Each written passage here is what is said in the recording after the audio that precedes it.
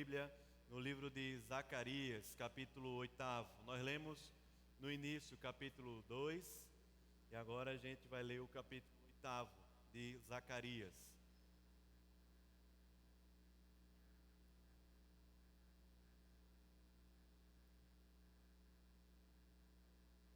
Zacarias é um dos últimos livros do Antigo Testamento. Se você for lá em Mateus, no Novo, primeiro livro, e voltar bem pouquinho, você vai encontrar o livro de Zacarias, e a gente vai ler o capítulo 8. O livro de Zacarias é um livro muito especial.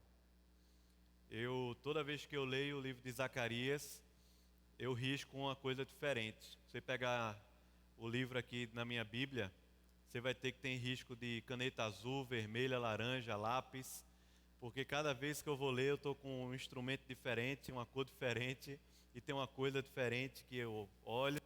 E esse capítulo 8 mesmo está bem colorido, porque já li algumas vezes, em tempos diferentes, e marquei vários versículos dele, e aprove ao Senhor que a gente pudesse estudar o livro de Zacarias aqui essa tarde, esse capítulo 8. Vamos ler, vou começar a leitura, mas queria que você acompanhasse e pudesse me ajudar também na leitura de alguns versículos. Ele diz assim: Veio a mim a palavra do Senhor dos Exércitos, dizendo: Assim diz o Senhor dos Exércitos, tenho grandes zelos de Sião, e com grande paixão, ardor ou indignação, tenho um profundo amor, zelo dela. Assim diz o Senhor: voltarei para Sião e habitarei no meio de Jerusalém. Jerusalém chamar-se-á a cidade fiel, e o monte do Senhor dos Exércitos, o monte santo.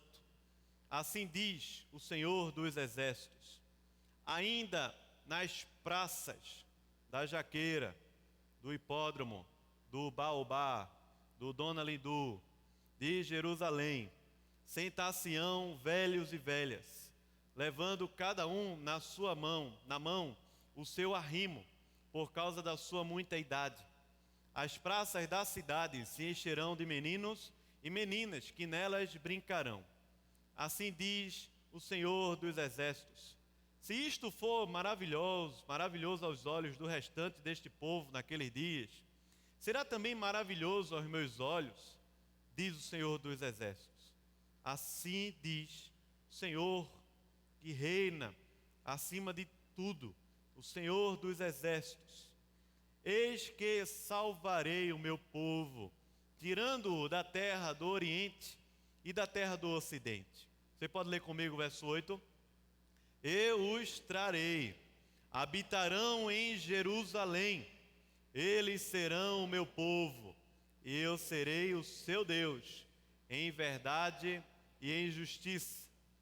Assim diz o Senhor dos Exércitos: sejam fortes as mãos de todos vós, que nestes dias ouvis estas palavras da boca dos profetas, a saber, nos dias em que foram postos os fundamentos da casa do Senhor dos Exércitos, para que o templo fosse edificado. Porque antes daqueles dias não havia salário para homens, nem os animais lhes davam ganho. Não havia paz para o que entrava, nem para o que saía, por causa do inimigo. Porque eu incitei todos os homens, cada um contra o seu próximo. Mas agora não serei para com o restante deste povo, como nos primeiros dias, diz o Senhor dos Exércitos, porque haverá sementeira de quê, irmãos? E paz. A vide o que dará? Seu fruto, a terra a sua novidade, e os céus o seu orvalho, e farei que o resto deste povo herde tudo isto. E há de acontecer, ó casa de Judá, ó casa de Israel, que assim como fostes maldição entre as nações, assim vos salvarei, e sereis bênção. Não temais, e sejam fortes, as vossas mãos. Porque assim diz o Senhor dos Exércitos: como pensei fazer-vos mal, quando vossos pais me provocaram a ira, diz o Senhor dos Exércitos, e não me arrependi. Assim pensei de novo em fazer bem a Jerusalém, ao meu povo e à casa de Judá nestes dias. Não temais. Eis as coisas que deveis fazer. Falai a verdade, cada um com o seu próximo. Executai juízo nas vossas portas, segundo a verdade, em favor da paz. Pode ler o 17 comigo? Ele diz: nenhum de vós pense mal no seu coração contra o seu próximo, nem ame o juramento falso, porque a todas estas coisas eu aborreço, diz o Senhor. A palavra do Senhor dos Exércitos veio a mim, dizendo: assim diz o Senhor dos Exércitos: o jejum do 4º mês, e o do 5º, e o do 7º, e o jejum do 10º, serão para a casa de Judá um cansaço, um muxoxo, uma tristeza terrível, amém? O jejum vai ser uma coisa assim pesada, difícil, terrível. É isso que diz aí? Então essa minha Bíblia está aqui, está amaldiçoada. Misericórdia. Diz o que? O jejum será o que, irmãos? Regozijo, alegria e festa, festividades solenes. Amai, pois, a verdade e a paz. Assim diz o Senhor dos Exércitos: ainda sucederá que virão povos e habitantes de muitas cidades, e os habitantes de uma cidade irão a outra, dizendo: vamos depressa suplicar o favor do Senhor e buscar ao Senhor dos Exércitos. Eu também irei. Virão muitos povos e poderosas nações buscar em Jerusalém ao Senhor dos Exércitos e suplicar o favor do Senhor. Leia comigo esse último versículo. Assim diz o Senhor dos Exércitos: naquele dia sucederá que pegarão 10 homens de todas as línguas das nações. Pegarão sim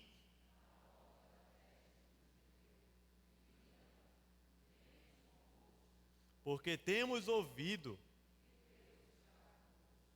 Amém. Vamos orar? Pai, muito obrigado, Senhor, por essa tarde aqui. Obrigado pela tua providência, tua graça. O Senhor trouxe cada um aqui e a gente está entregando o nosso coração, nossa vida ao Senhor, Pai. O Senhor sabe de que precisamos. O Senhor sabe o conforto, o consolo, talvez a provisão. O Senhor sabe a restauração, a vida. O Senhor sabe tudo que nós precisamos aqui essa tarde. E não tem nada que um homem possa fazer para suprir. Então nós clamamos a Ti por misericórdia, que o Senhor prevaleça, que a Tua palavra e o Teu Espírito prevaleçam em nosso coração, que o Senhor nos abençoe e que o Senhor contemple cada um que está aqui nesse lugar com a Tua bênção, com a Tua paz, com a verdade do Senhor, com a Tua justiça, pelo Teu Espírito e para a Tua glória, em nome de Jesus. Amém. Amém. Irmão, não sei se você é convidado e está aqui pela primeira vez hoje à tarde. Se for esse o caso, seja muito bem-vindo. É uma alegria imensa poder recebê-lo, poder conversar a respeito da palavra de Deus com você, e peço a Deus que realmente Deus abençoe sua vida. Mas a gente tem estudado aqui nos cultos da tarde e noite a respeito desse tema que foi veiculado aí através de um vídeo, avivando o coração, restaurando a cidade. E o período histórico escolhido para a gente poder estudar sobre esse tema é justamente o período pós-cativeiro babilônico, que está aqui descrito no Antigo Testamento. Claro que todos os domingos a gente vai precisar retomar ou trazer um pouco do que a gente já conversou nos domingos passados. E o caso, a gente está falando aqui sobre a história que acontece em Israel, no Antigo Testamento, Israel já dividido. Aqui as tribos, né, no caso Judá e Benjamim, do sul, e que foram tomadas pelo Império Babilônico, mas que também, depois de 70 anos de cativeiro, foram restauradas pelo Senhor e estão agora retornando para a sua terra para reconstruir. Reconstruir o quê? A cidade, o templo, as muralhas, reconstruir a vida, as casas, reconstruir a terra, voltar a plantar e a desenvolver a terra, a se relacionar e ter a sua nação, a nação de Judá, restaurada pelo Senhor. Mas o fato é que a gente vai ler a história, vai lendo a história na Bíblia, e às vezes as imagens vão faltando na nossa mente, e a gente não tem ideia do que está acontecendo aqui. Mas o que está acontecendo, irmãos, é que o povo de Deus foi convocado, foi chamado por Deus para voltar à sua terra, para voltar a Jerusalém, para reconstruir aquilo que estava aos pedaços, aquilo que estava em ruínas, aquilo que estava ao chão, e em muitos lugares, em muitas regiões em Jerusalém, aquilo que estava só em escombros. Você vai ver mais ou menos essa narrativa no livro de Esdras, no livro de Neemias, no livro de Ageu, no livro de Zacarias, no livro de Malaquias, que é justamente esse período histórico e profético que a gente tem conversado aqui. Zacarias é um profeta que às vezes é difícil de ler, porque o profeta Zacarias tem aí 14 capítulos, ele apresenta muitas visões que ele teve, e até o capítulo 7 é justamente essas visões que o Senhor deu a ele, a palavra profética, a partir de visões. E as visões envolvem elementos diferentes e uma interpretação tanto do momento como também do futuro, a respeito do que Deus quer falar com aquelas visões. E não é o nosso objetivo olhar para as visões aqui, mas o fato é que às vezes a gente vai ler Zacarias e por causa das visões, porque a gente não está entendendo exatamente, a gente perde um pouco a essência, o conteúdo dessa revelação, desse profeta que tem tanto a falar ao nosso coração. Mas como tema, como algumas coisas que se repetem no livro de Zacarias, você vai identificar, por exemplo, Jerusalém, o monte do Senhor, Sião, como sendo a terra da bênção, a terra da restauração de Deus, a terra da promessa de Deus. Você vai encontrar em Zacarias a promessa de que aquele que tem sido prometido, desde lá o Jardim do Éden, e que tem se desenvolvido a sua história em todo o Antigo Testamento, e que viria a nascer para resgatar o seu povo, e resgatar Jerusalém e Israel, e a nós que somos o povo do Senhor, o Israel de Deus hoje, que é a igreja. Você vai ver Zacarias falando sobre isso, sobre o renovo. Por exemplo, no capítulo 6, você vai ver Zacarias profetizando exatamente sobre esse renovo. E em outros capítulos também à frente, você vai ver Zacarias falando sobre o Cristo que viria, e esse Cristo que viria para instaurar o reino, para resgatar o seu povo e tudo mais. Mas também você vai ver em Zacarias alguns aspectos que nós ficamos na dúvida, e às vezes sem entender, porque parece que Zacarias está falando sobre o futuro, mas quando nós estamos lendo, ele está falando sobre o presente para nós. Zacarias, enquanto estava olhando para o presente, aquele momento de reconstrução da sua terra, da pátria, da nação, do templo, estava falando a respeito de promessas que eram futuras, que estavam prestes a acontecer e a serem cumpridas em Cristo. Alô? Oi. Mas também promessas que são para nós hoje presentes, e algumas que ainda vão se concretizar. Você vai ver que Zacarias usa muita linguagem de Isaías nos últimos capítulos, quando ele vai falar sobre a nova Jerusalém e a restauração de todas as coisas. Nós não vivemos nesse momento ainda, momento da consumação dos séculos. Nós vivemos nesse reino de Deus que já é instaurado no nosso coração, no momento em que nós podemos desfrutar de todas as promessas do reino em nosso coração, no momento em que o resgate, a redenção e a salvação de Deus é forte, é presente, é poderosa em nosso coração e nos faz nova criatura e nos dá nova identidade, não somente como indivíduo, mas nova identidade como povo também. Nós podemos perceber em Zacarias que ele está falando a respeito de promessas que são futuras, mas que em Cristo nós podemos ler como sendo presentes. Por isso que está falando sobre a cidade.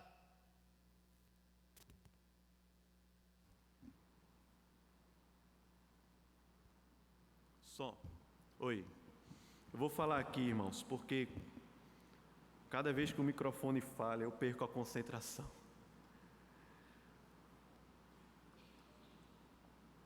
E vou ficando nervoso, e o microfone falhando. Então eu vou falar aqui hoje. Vai ser melhor para o irmão aqui da câmera, né? Tá rindo, né, irmão? Vai ser melhor, vai ficar paradinha. Então,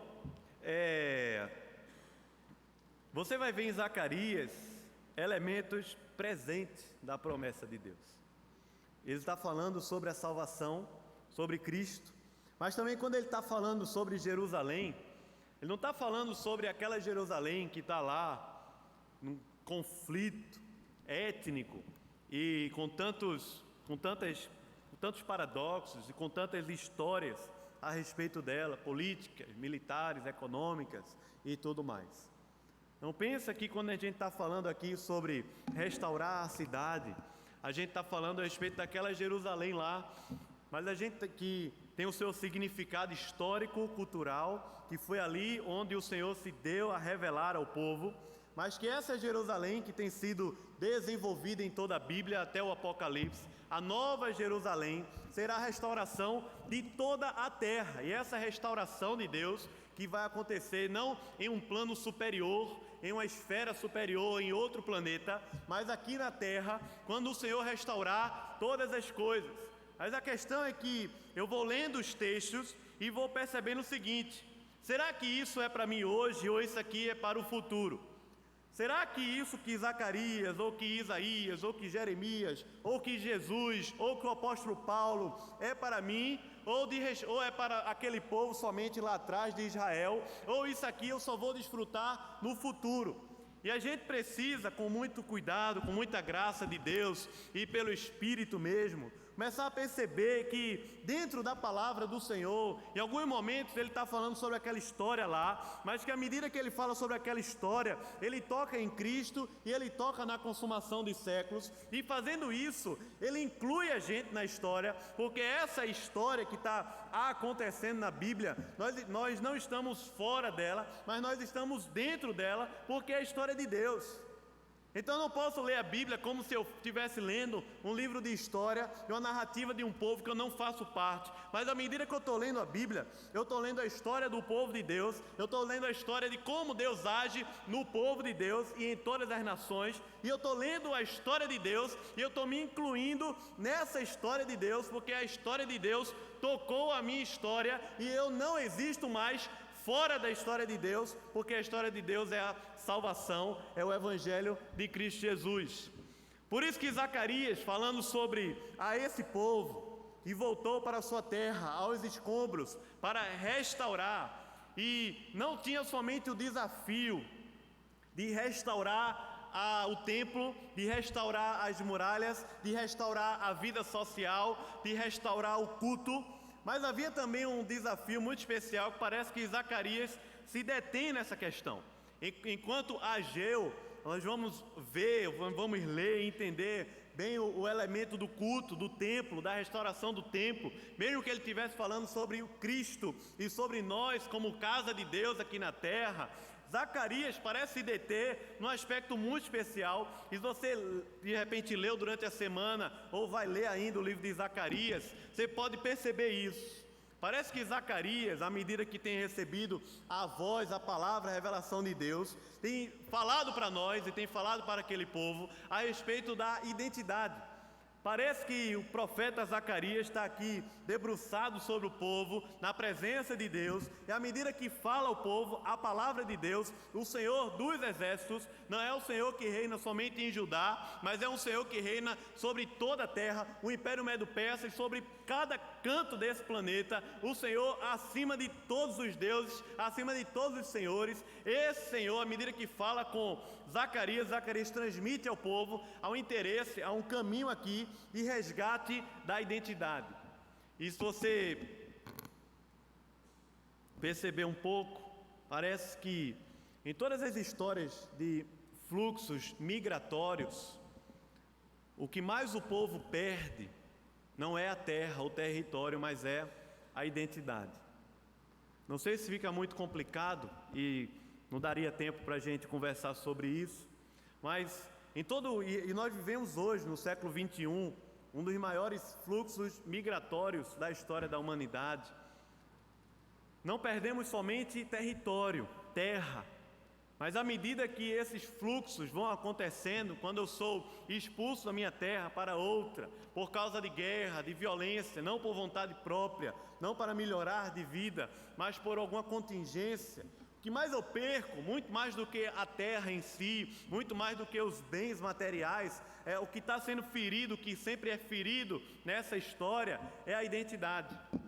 E a alma do povo, da nação, vai se constituindo de fragmentos, de fragmentações, vai se constituindo de divisões, vai se constituindo de uma falta de percepção de identidade de quem nós somos, não somente como pessoa, mas também como nação. E a identidade do povo de Deus não é a identidade de uma nação qualquer.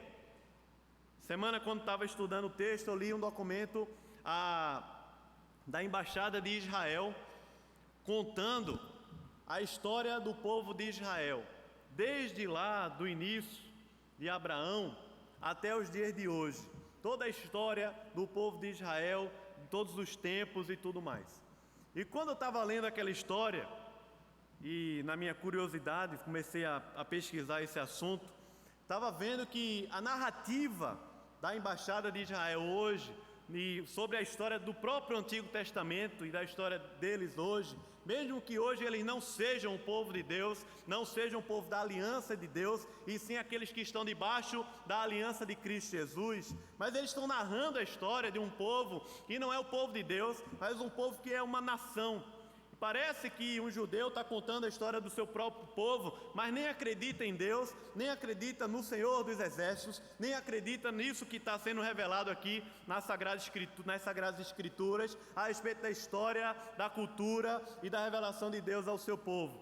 Mas o povo de Deus não é marcado, e é interessante porque assim o Evangelho de Jesus não está preso a uma nação, e o Evangelho de Jesus também não estabelece uma cultura única que vai ser estabelecida em toda a terra, mas o Evangelho é a própria mensagem, é o próprio Cristo que em todas as culturas, em todas as nações e em todos os momentos da história resgata não somente a vida de um povo, mas resgata também a cultura, a tal ponto que na Nova Jerusalém, quando isso aqui que Zacarias está falando se concretizar, povos de todas as tribos, de todas as línguas, de todas as nações não estarão na presença de Deus defendendo a identidade do seu povo, defendendo a sua própria língua, a sua cultura, a sua história, mas esse povo de todas as tribos, línguas, de todas as nações estarão na presença do Senhor, falando uma língua só, que é a adoração ao Pai, ao Filho e ao Espírito Santo. Estarão na presença de Deus como um povo só, exaltando a um único Deus verdadeiro, porque o que nos faz povo de Deus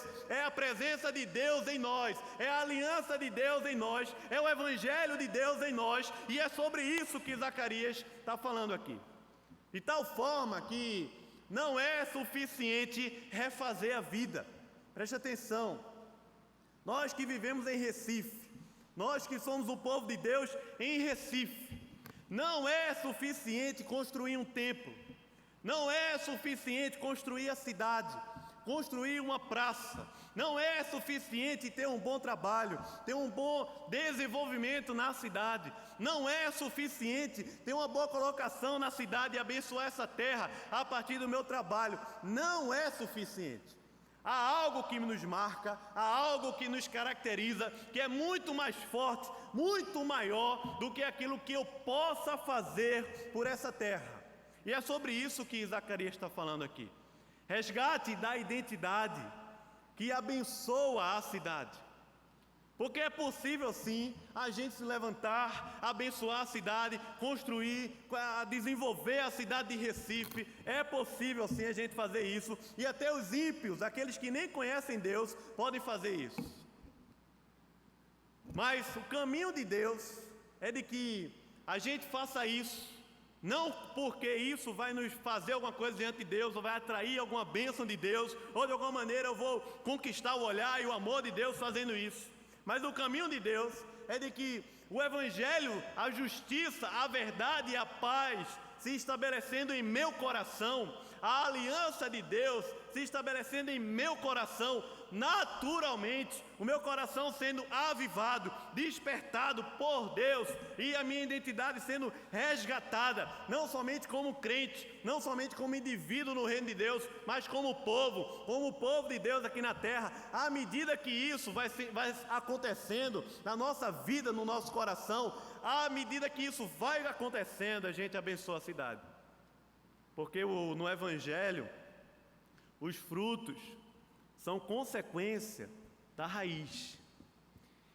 E o que Zacarias está querendo, está profetizando aqui, o que Deus está falando através de Zacarias, é a respeito dessa raiz, que é a nossa identidade. E se você vê a expressão que ele usa aqui, é uma expressão que se repete em toda a Bíblia. Veja o versículo 8 mais uma vez. Zacarias 8, versículo 8.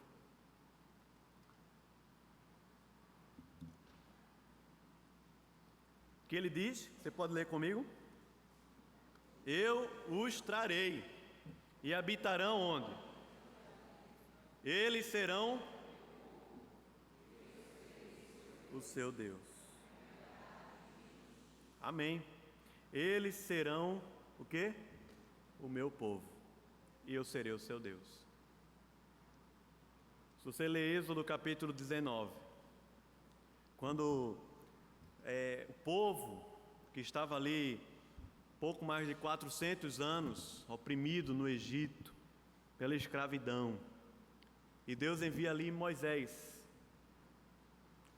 Você deve ter lido essa história, ou então assistiu a novela aí da Record.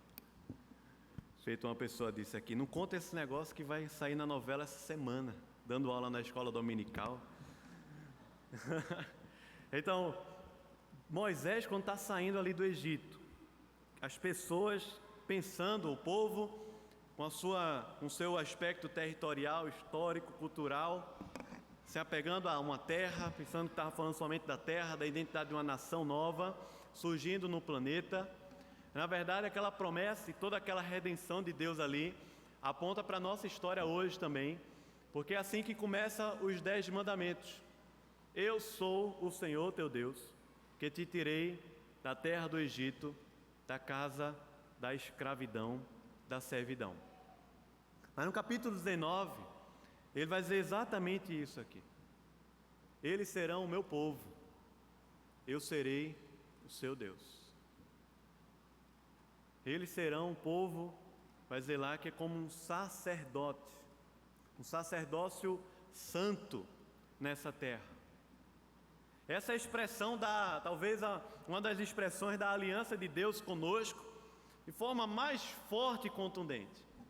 E é muito profundo, porque primeiro é Deus quem fala. É Deus quem estabelece essa aliança, esse relacionamento com o homem. Primeiro é Deus falando assim, eles serão. E é primeiro Deus falando, não por nada ou por qualquer motivo, mas é porque esse evangelho e essa aliança começa e termina em Deus. Porque esse evangelho e essa obra de salvação, na qual Ele me liberta da casa da servidão, da escravidão, e me direciona à terra da promessa. Essa obra de salvação, ela começa e termina em Deus, começa em adoração e termina em adoração a Deus. Diz assim, eles serão o meu povo e eu serei o seu Deus. Quando Abraão, lá em Gênesis capítulo 15, foi chamado por Deus para fazer uma aliança, e a aliança consistia no seguinte: eu e você, se eu descumprir eu morro, Se você descumprir, você morre.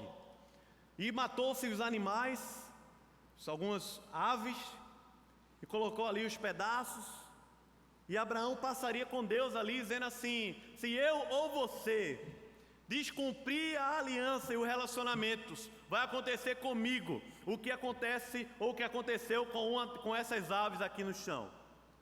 Mas lá em Gênesis capítulo 15, que é o mesmo caminho e é o mesmo conteúdo do que Jesus está falando aqui no Novo Testamento. Mas lá em Gênesis capítulo 15, que é o mesmo conteúdo que Zacarias está falando aqui após o cativeiro babilônico. Abraão dorme e Deus traz um profundo sono a Abraão. E naquele profundo sono Deus passa por aquela oferta e sacrifício, como que dizendo assim a Abraão, dizendo Abraão, ou dizendo Daniel, ou dizendo o seu nome. Se ele lhe conhece antes da fundação do mundo, ele nos conhece pelo nome, porque ele nos escreveu no livro da vida antes da fundação do mundo. E essa obra é iniciativa de Deus, é obra que é feita por Deus, ela começa em Deus e ela termina em Deus. Mas está lá o meu nome, Daniel, Abraão.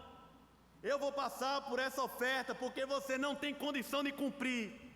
Está lá Daniel, eu vou passar como fogo por essa oferta e queimar, porque ela é uma oferta suave na minha presença, não por causa de você, mas por causa do meu filho, que antes da fundação do mundo já tinha sido exposto à cruz.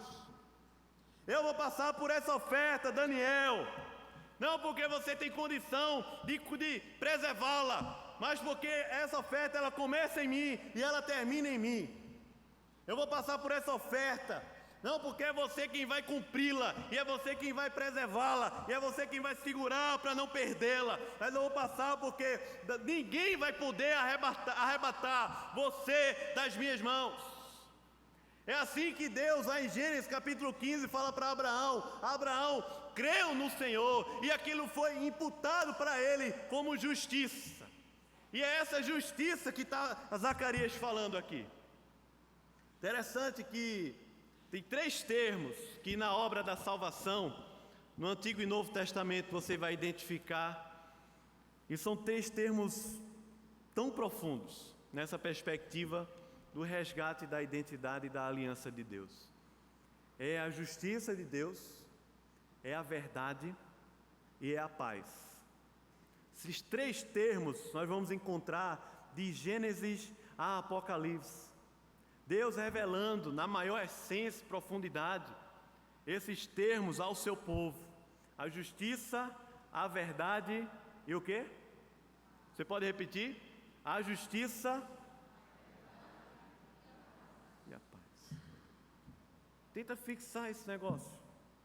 A justiça, a verdade e a paz. Elementos que de forma tão interligada, como se fosse um triângulo mesmo. A justiça, a verdade e a paz fazem parte dessa salvação e dessa obra que ela foi feita por Jesus na cruz, mas ela já tinha sido lá realizada antes da fundação do mundo, mas que eu posso senti-la hoje, mas que eu posso desfrutar dela hoje.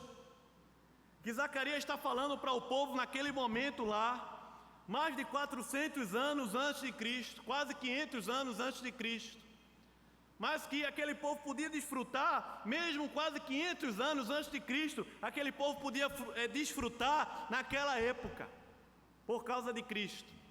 E ao mesmo tempo em que nós hoje, 2000 anos depois de Cristo, podemos desfrutar dela hoje, dessa obra na qual Deus está falando para nós, e o resgate da nossa identidade como povo e como nação está justamente nessa afirmação, que é uma afirmação de posse, de propriedade. Nós somos propriedade exclusiva de Deus, e é isso que está sendo revelado em toda a Bíblia. Vocês são meus, vocês são o meu povo, vocês são a menina dos meus olhos, como nós lemos em Zacarias capítulo 2.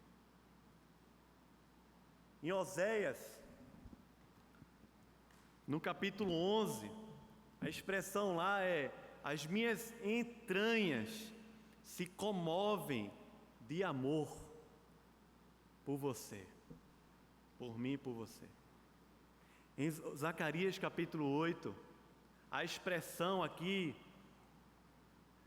que na nossa língua, quando ela é traduzida para a nossa língua,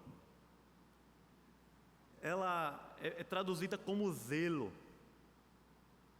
Mas a ideia aqui é de um ciúme. Se for olhar o texto original, a palavra no hebraico, o zelo dá essa ideia sim, mas sabe o ciúme? Só que ciúme para nós tem é um termo que carrega um conteúdo extremamente negativo, egoísta e tudo mais. E a gente não pode pensar num Deus que tem ciúme do seu povo desse aspecto egoísta, negativo. Mas se você pudesse imaginar essa expressão, Deus olhando para você, dizendo assim: o meu coração arde, porque até a palavra que é usada aqui como, veja aí, estou falando do versículo 1, tá gente?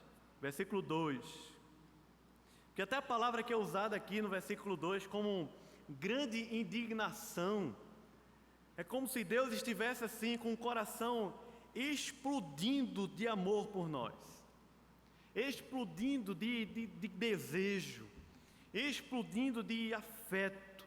E quando ele fala assim com grande indignação, você pode pensar com grande paixão, com grande força, com veemência de amor, de zelo, porque eles são o meu povo, o povo que é amado, o povo que entrou pela porta e que o maligno não pode tocar, o povo que entrou, que eu escrevi o nome no livro da vida e que ninguém pode apagar, o povo que vai desfrutar eternamente da árvore da vida que se encontra no paraíso de Deus, o povo que é mais do que vencedor por causa de Cristo Jesus, o povo que é o povo de Deus de tal maneira que nada, ninguém, nenhum elemento, seja material ou seja espiritual, vai conseguir nos afastar disso, porque a palavra do Senhor, desse pastor, que é o nosso pastor, o Senhor Jesus Cristo, é que ninguém vai conseguir nos arrebatar das suas mãos, porque Ele tem zelo, Ele tem amor profundo, assim como Ele olha nos nossos olhos, dizendo assim: eu amo você. E à medida que a gente pode pegar esse texto e fazer assim, uma pergunta para a gente: será que eu amo Deus? Mas eu não queria fazer essa pergunta, irmão. Eu não queria fazer essa pergunta para mim. Sabe?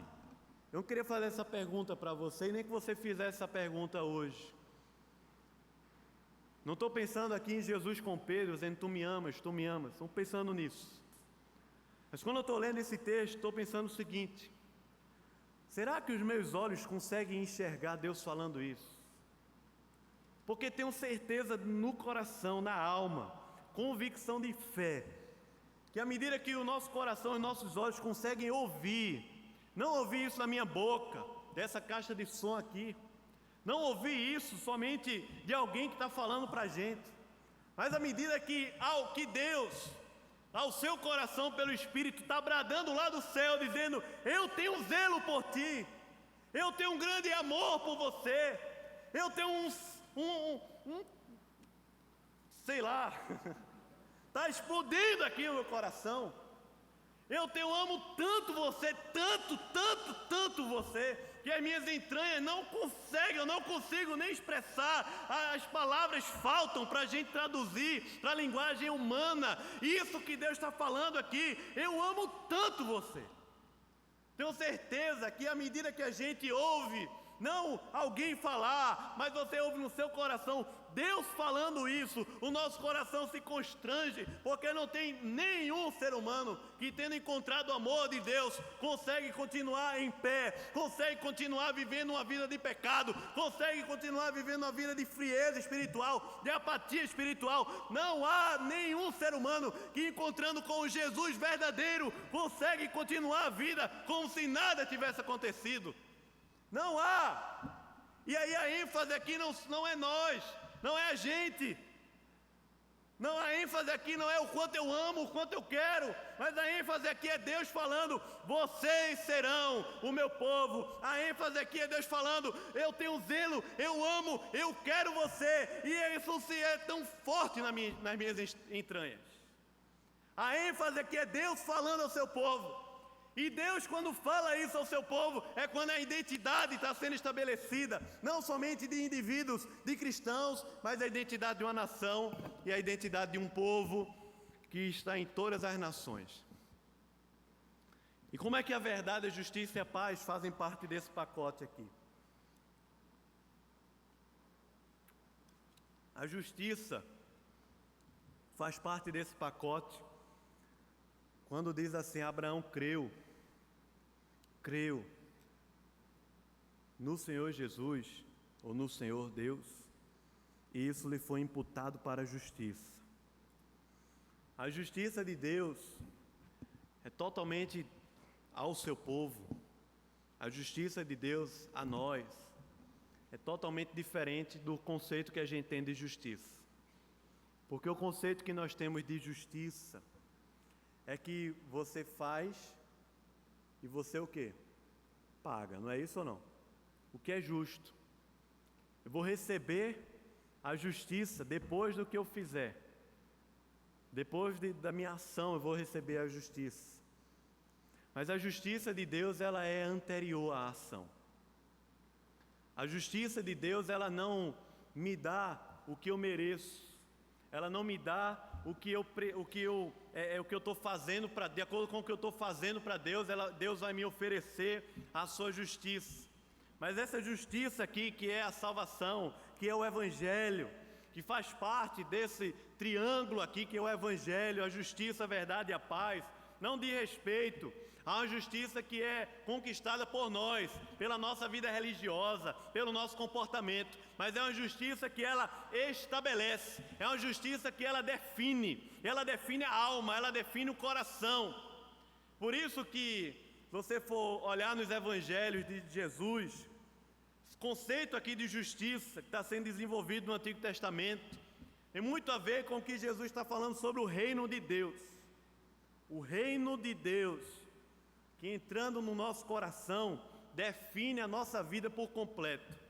Mas que na carta de Paulo, nas cartas de Paulo, nós vamos ver Paulo falando quase nada sobre o reino, ou sobre a palavra reino.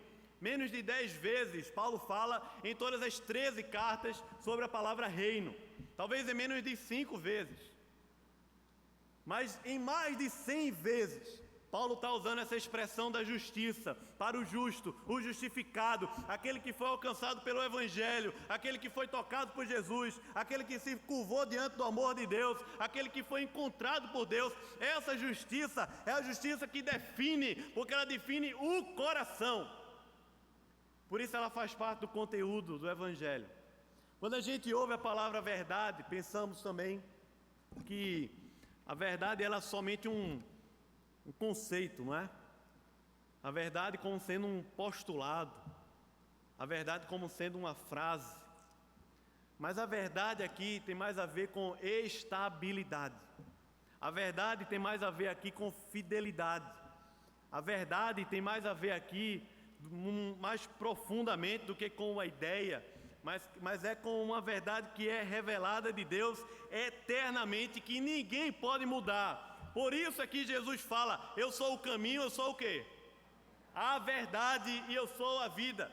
Essa verdade que é Jesus não é um conceito, não é uma frase, não é nem uma religião, mas essa verdade que é encarnada em uma pessoa, na pessoa de Jesus, ela é eterna e ninguém pode desestabilizar e ninguém pode destruí-la, porque ela é a verdade estável, profunda e poderosa de Deus. Ele é a pedra angular que, sendo posta, ele vai destruir tudo que não vem dele e vai construir o seu povo sobre ela. É a verdade de Deus que faz parte desse pacote. Mas ele também está falando sobre a paz. A paz que também em todo o Antigo Testamento chamada da Shalom. E é muito mais do que um bem-estar. Não é essa paz que a gente diz assim: eu estou com o coração bem, não me sentindo bem, eu estou em paz. Porque quando Jesus disse para os discípulos assim: deixo-vos a paz. Eu não dou a paz como o mundo a dá. Não dou. É diferente. Jesus estava prestes a suar sangue ali no Getsemane em oração. E o seu semblante já tinha mudado, porque ele sabia que o que estava prestes a acontecer com ele era a cruz. Mas ele diz aos discípulos: eu venci o mundo, tenham um bom ânimo, eu deixei a paz para vocês. Que essa paz que Paulo vai dizer aos filipenses, que excede a todo entendimento, não é uma paz que é uma sensação de que eu estou de bem com a vida e as coisas estão bem, obrigado. Mas é uma paz que é uma sensação de completude em Deus, de felicidade plena em Deus, de alguém que está tão satisfeito em Deus, de alguém que está tão completo em Deus, de alguém que está desfrutando da presença de Deus, não somente quando vem à igreja, e não somente porque as coisas estão bem, obrigado, mas tem desfrutado a presença de Deus na vida. Porque essa shalom e essa paz, que é a paz do Evangelho, ela não alcança somente o nosso culto, quando a gente está aqui com as mãos levantadas e esquece todos os problemas, e é uma maravilha. Mas é uma paz, é uma shalom que invade o nosso ser, invade a nossa casa, invade o nosso trabalho, invade os nossos estudos, planos, projetos, e invade o nosso coração. A tal ponto que, mesmo diante da cruz, Jesus está dizendo a eles assim: deixo a paz, tenham um bom ânimo, levantem-se. É a paz de Deus, é a shalom, é a plenitude de alguém que, mesmo diante de uma cidade que está assolada, que está aos escombros, que está sendo reconstruída, é uma paz que preenche a alma, e é uma paz que muda até a atmosfera do lugar, por causa da presença de Deus. Esse é o conteúdo do Evangelho, e isso desemboca, ou isso resulta, isso conduz a nossa vida a um caminho diferente, a um caminho que a gente vai falar a verdade ao nosso irmão. Amém ou não? Falar a verdade, a um caminho pelo qual eu não preciso pensar mal no meu coração. Vê que coisa interessante, porque às vezes a gente olha para o Antigo Testamento como se o Antigo Testamento não falasse de coração, mas o que mais o Antigo fala é disso aqui, é do coração. Ele diz no versículo 17, não pense mal no seu coração. Ele não está falando aqui de comportamento, de politicamente correto.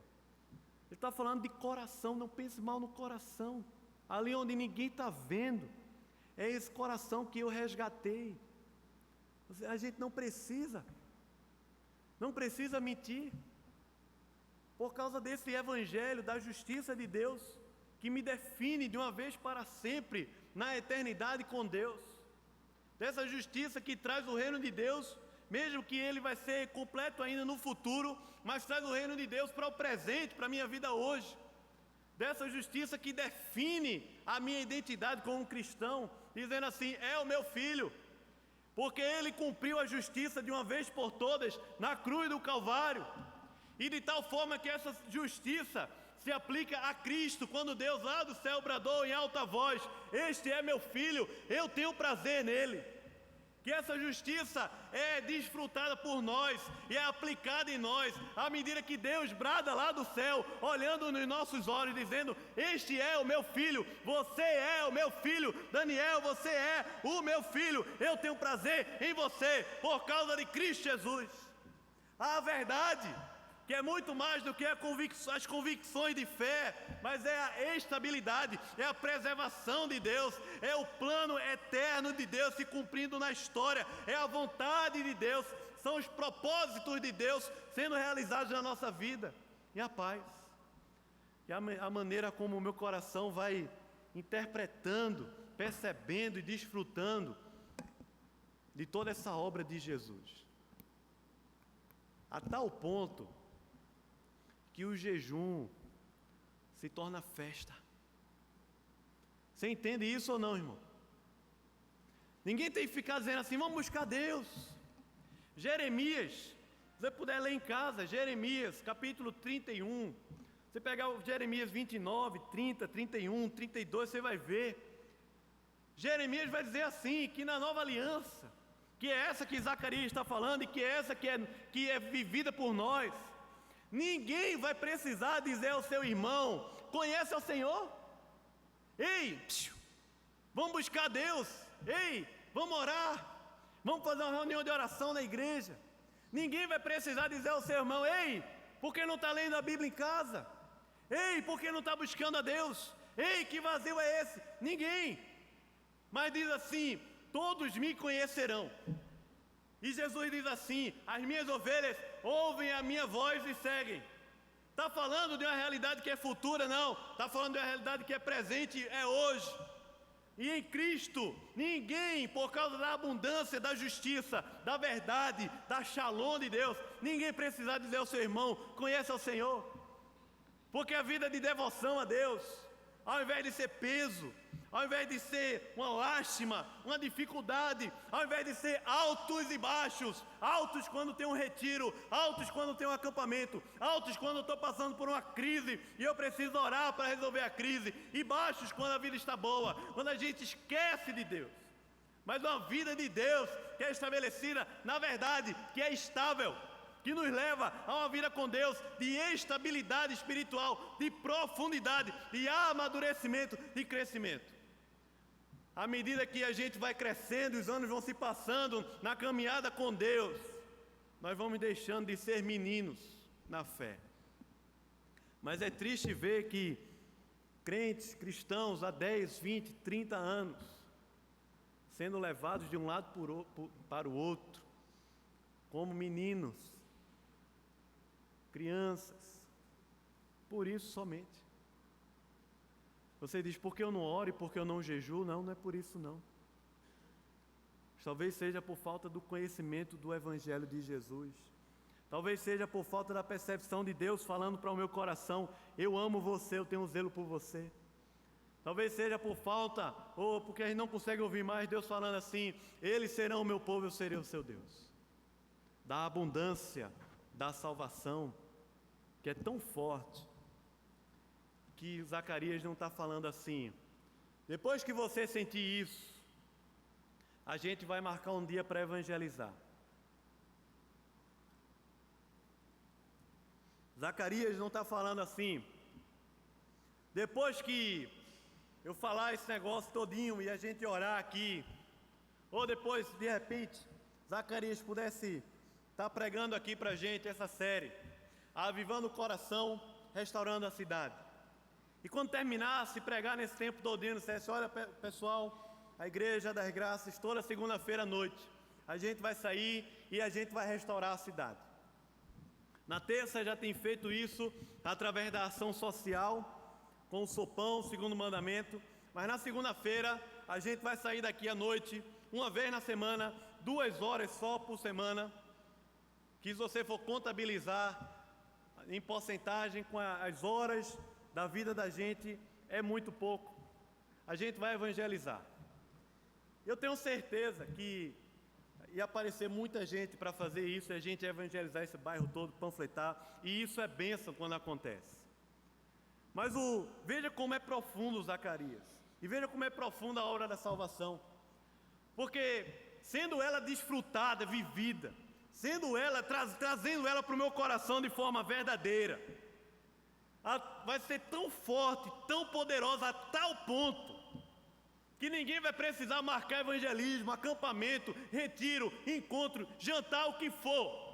Ninguém vai precisar marcar uma programação para evangelizar, mas tão forte que quando a gente estiver saindo aqui, amanhã, terça, quarta, para ir trabalhar, no trânsito, no ônibus ali, no Rio do CDU, lotado de gente, quando a gente estiver comendo no shopping, passeando com a família, as pessoas ao nosso redor vão puxar a nossa veste e dizer: ei, eu quero o teu Deus, ei, eu quero esse negócio aí.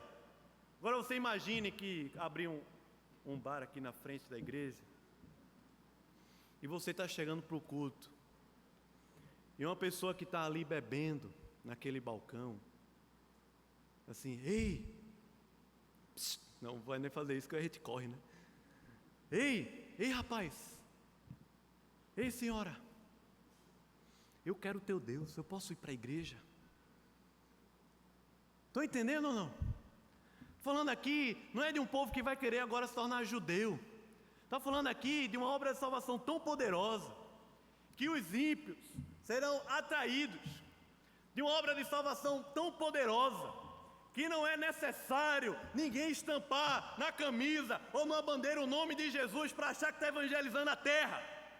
Tão poderosa que ninguém precisa estar promovendo alguma coisa, alguma programação para abençoar a cidade de Recife, mas tão poderosa no nosso coração, que à medida que a gente vive, caminha, anda por essa terra, os ímpios, aqueles que nem conhecem Deus, que talvez estejam até dentro da igreja, mas nem conhecem Deus, estão olhando para a gente e dizendo: ei, eu quero o teu Deus, eu quero esse negócio para a minha vida, é isso que eu quero. Mas isso aqui não aconteceu não, isso é conversa. Leia Atos capítulo 2. Atos capítulo 2, você vai ver. A partir do verso 42, ele diz que a igreja perseverava na doutrina dos apóstolos, na comunhão, no partir do pão e nas orações. Em cada alma havia temor, muitos prodígios eram feitos. E ele continua narrando a vida da igreja, repartindo o pão de casa em casa, com humildade, com singeleza de coração, comiam, eles desfrutavam de uma comunhão, eles adoravam a Deus, eles viviam juntos, muitos sinais, maravilhas sendo realizadas ali, muita oração, muita palavra de Deus, um discipulado contínuo, dinâmico acontecendo ali naquela igreja. E lá no versículo 47, ele vai dizer exatamente assim: louvando a Deus, adorando a Deus. E à medida que adora a Deus, que louva a Deus, que vive na presença de Deus, contava com a simpatia de todo o povo. E o Senhor ia acrescentando ali, dia a dia, os que iam sendo salvos. Entenda qual é o negócio ali. À medida que aquele povo vivia o evangelho de forma verdadeira, autêntica. Mas aqui a gente não está falando de uma super espiritualidade inalcançável. A gente está falando aqui do evangelho sendo traduzido na dinâmica da vida da gente de forma profunda, verdadeira, relevante no coração da gente. E na prática a gente vivendo, se relacionando na terra, aqui na cidade de Recife. E à medida que isso acontece, os povos de outras nações até, as pessoas, os nossos vizinhos, os amigos do trabalho, olhando para nós e dizendo assim: rapaz, eu queria fazer parte disso aí, eu queria fazer parte, eu queria conhecer esse negócio que você vive no coração, eu queria conhecer essa shalom, essa paz, essa verdade de Deus, essa justiça de Deus. Eu queria conhecer. E é isso que Zacarias termina falando. Por isso que Zacarias, quando está profetizando sobre a redenção, ele não está falando de uma realidade que é apenas futura,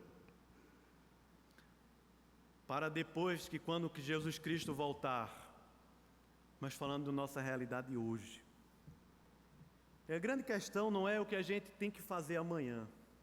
A grande questão deveria ser aquilo que capítulo 2 nós lemos: cale-se diante dele toda a terra, em plena adoração, em quebrantamento, em confissão de pecados, em choro, clamando a Deus: Senhor, traz ao meu coração profundo e verdadeiro Evangelho de Jesus. Vamos orar, irmãos, vamos orar. Você puder fechar os seus olhos aí. Talvez você entrou aqui e não faça parte ainda de alguma comunidade, de alguma igreja, e tem ouvido a palavra. Quero dizer a você que no seu coração você pode orar, dizendo assim: Senhor Jesus, me salve, quebranta, eu quero Jesus, eu quero desfrutar da conversão, e o Espírito pode fazer de você uma nova criatura. Você pode ouvir Deus falando do céu assim: eu sou filho amado, amado de Deus. Mas vamos orar todos aqui, dizendo: Senhor, toma a minha vida em tuas mãos. Eu quero desfrutar desse Evangelho poderoso de Jesus. Ó Deus, Pai amado, querido, o Senhor sabe que isso é tão poderoso e eu estou aqui porque eu preciso tanto, Senhor, desse negócio. Então, Senhor, aplica no nosso coração de forma viva, verdadeira, plena, profunda, o Teu Evangelho, Senhor. Nós vivemos em um tempo aqui que ser Evangelho é motivo de chacota, por causa de políticos, por causa de cristãos que dão mau testemunho, por causa de igrejas que nem são igrejas e usam o nome de Jesus. Mas a gente está lendo aqui uma promessa que diz assim que a cidade, as pessoas de outras nações até, virão querendo desfrutar desse Deus que é o Senhor que habita aqui em nosso meio. Então eu quero clamar, Senhor, a partir de nós aqui, dessa igreja, mas também nas igrejas que são assim a igreja do Senhor aqui na cidade de Recife. E também as igrejas que são as igrejas do Senhor aqui nesse Brasil. Na nossa terra nós queremos clamar, Senhor, aviva a Tua obra, vivifica. Senhor, vem com o poder do Teu Espírito, quebranta o nosso coração e nos conduz à plenitude do Teu Evangelho, da Tua graça, Senhor. Em nome de Jesus, para a Tua glória. Amém.